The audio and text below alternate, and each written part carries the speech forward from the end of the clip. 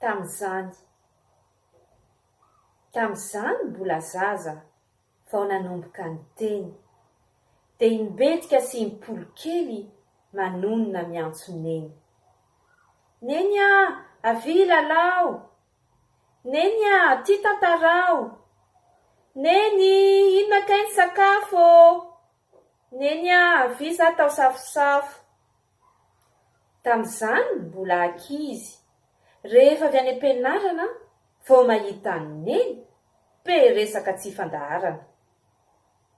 Neny, avy isika hanao devoir. Neny a, ny goûter anay nge tsy tsara e.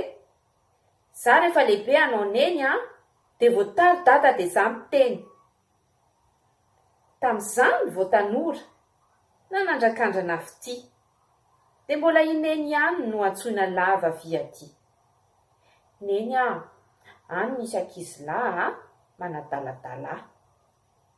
Neny a, mety hoe sao paozy zao, zay mantsy andeha hilalao.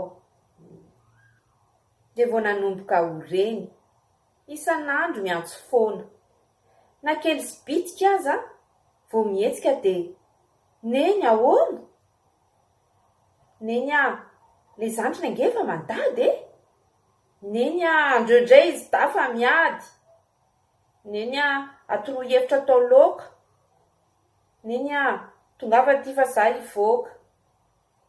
Na amin'izao aza moa, vao misy zavatra ilaina, dia miantso an'ny neny hatrany, indrindra mora miady saina.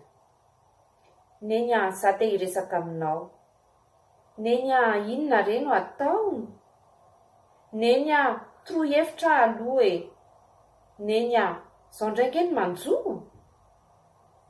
Ankehitriny aho efa reny, mahatsiarotsiaro an'ireny, ary tsy menatra ny teny hoe misaotra betsaka ry neny.